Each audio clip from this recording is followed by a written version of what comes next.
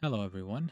I recently played an indie game called Motorslice, a slice of life adventure game with immaculate vibes, according to the store page. What's the gameplay? It'd be 90% climbing and traversal, 5% boss fights, and then 5% small enemies slash machines. Let's start with the climbing, the main part of this. And it's an integral part of the game, which means you get a lot of good and entertaining climbing parts, but then there's some parts that are just rough. Now, I recognize that this is an indie game made by a small studio, so I'm not gonna come down super hard on it. But there is a certain level of jankiness during the climbing that just makes some that feel out of your control. That the character you control, named P, sometimes feels like she doesn't do what you want her to do. You try to make her jump just a little bit and she jumps too much, or she does the opposite and jumps too short. During the parts where she has to motor slice and change direction from horizontal to vertical or vice versa, it feels like sometimes it happens easily or it takes a couple of tries to get her to fucking change direction.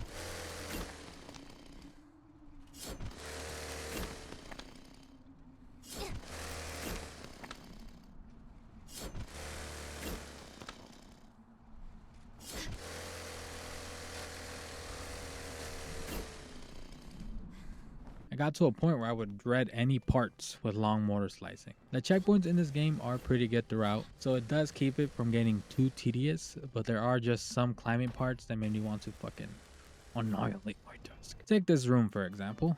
There's a bunch of pipes and you clearly have to make your way to the platform on the other side of the room and motor slice your way up. So I figure out my way through the room while running or jumping from pipe to pipe. Pretty simple, nothing too crazy.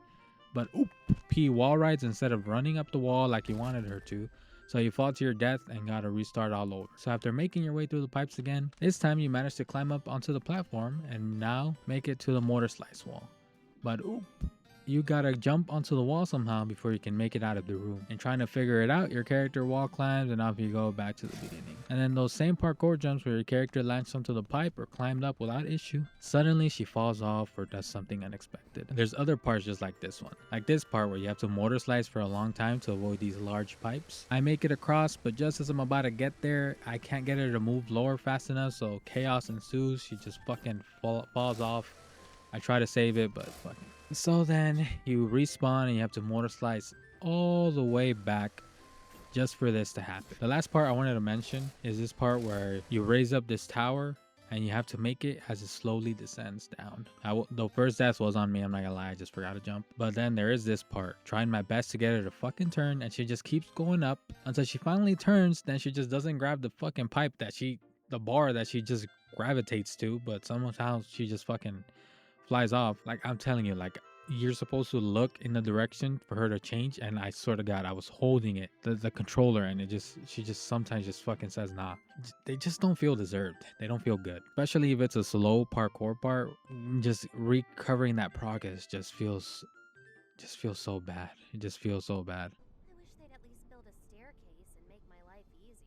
I did not hate all the climbing though. Some parts are genuinely enjoyable, okay? It wasn't all bad, especially when it's more fast paced and getting back to where you fell doesn't take as long. When you're schmoving, feels pretty good. As you progress through the game and each chapter, they introduce more obstacles or more ways of traversal that do spice things up and keep it entertaining. You got mines,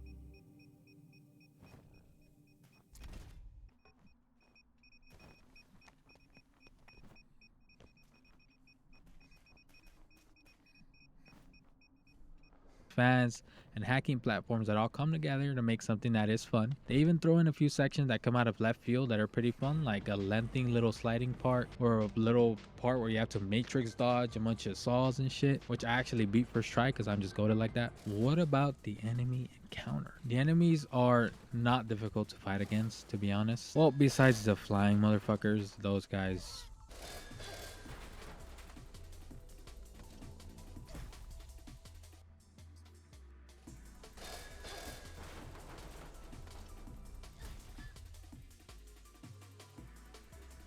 I hate flying ones.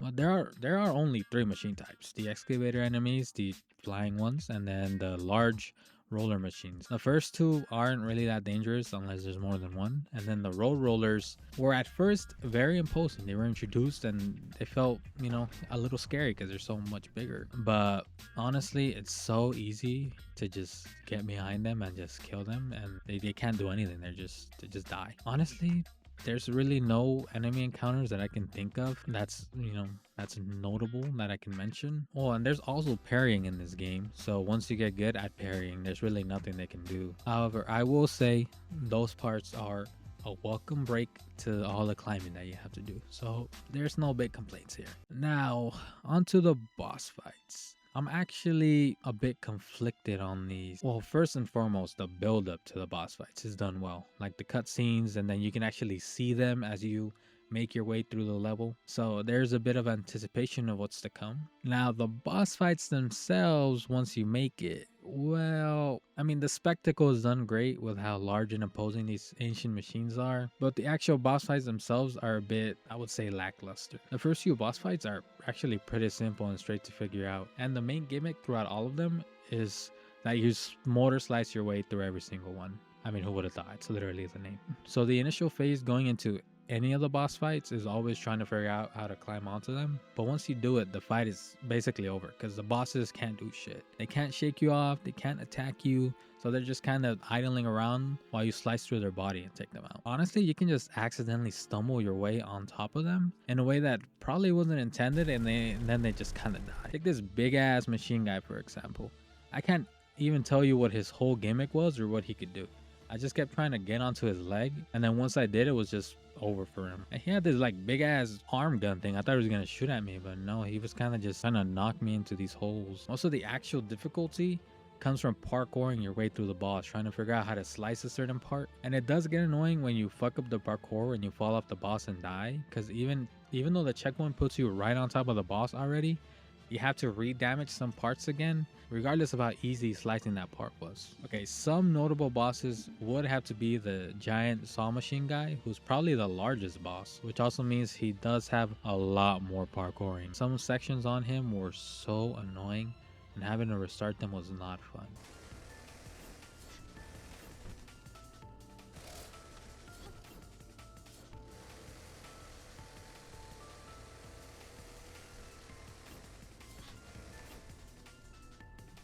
I also suspect these machines aren't very smart, because at one point I was right on his saw and he could have easily just started spinning it very fast to kill my ass. The last boss you face is a flying train, where you have to call down and then it starts sifting through the sand. I somehow managed to jump onto this pipe that was on one of his carts, so I spent a good amount of time trying that, but I had no luck doing it again.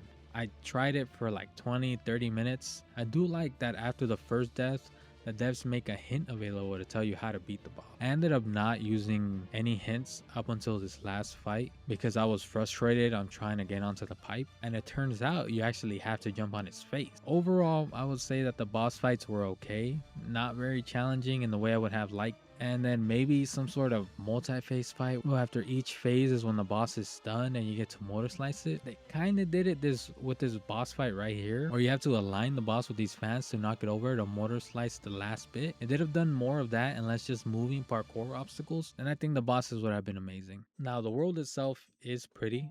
It gives dystopian vibes. It might just be a me thing, but large structures always just evoke my imagination and fascinate me, and they did a good job with it. The levels themselves do feel connected. You're basically making your way through different levels of construction that go into building such a mega structure that you're in. I do also really like the added detail that as you make your way up, you can actually see where you used to be down below. That's a really cool touch in my eyes. The world and ambiance, I would say, are its strong points, since just making your way through it makes a lot of questions about the lore and story come to mind, which does sadly bring me to where the game doesn't shine, the story itself. I've yet to talk about the character you play as, P, but I also think there's honestly not much to say about her, since you don't learn a whole lot. She is called P because that's her rank in this organization she's in, whose people are tasked with raiding megastructures for I don't even know why. Broken down, she's basically just a tomboy anime girl. The story starts with her arriving at the megastructure and speaking with Central Command, but then the drone bugs out and it's just her and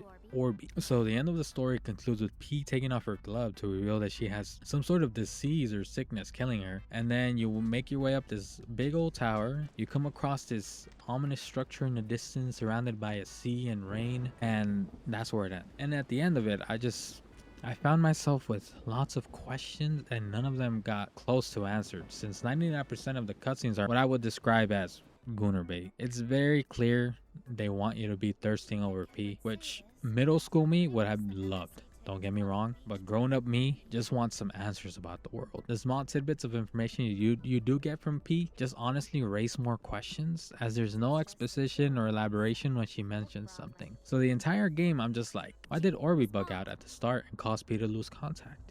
They've started another overwrite. What is an override? It's probably just another. What are the ancient scriptures? Hey, look. I found some. Why are there weird holes? Why are there tombs? Wait, so the Elden bosses are machines in a Elden similar way. machines? But weren't these things sealed away in the The Age fuck is the Age of Isolation? Any idea how many What overrides is an we have? overwrite? Why? What are you drinking? It's coffee. Oh, she actually gave an answer. I can only find this roast in the Dark Senate structure. The what? Isn't being Z actually yeah, the highest and most skilled slicer. Also the one with the most failures.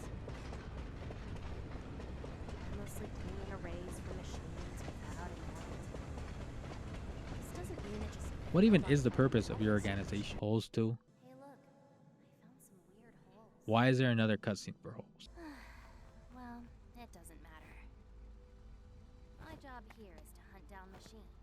So, yeah, lots of questions and very little answers. Interacting with P is a little bit funny. I'm not gonna lie, she's likable enough. But I would have preferred few interactions and half actual lore information and story information. I do understand that P was a major marketing for this game. So perhaps I went into it with the wrong expectations. It's a testament that the game is good when you want to know more about the world and discover things. I don't regret buying this game. And there's enough there for me to want to see more of it. That's about it. I just wanted to share this game because it's something that interested me. So this was not really a review. This was just me playing it and my thoughts on it. I'm not gonna rate it. I'll just say it was a good game. It was a good game. It's money well spent, man. I do like indie games and I like supporting them. So all right. I'll catch you guys later. Peace.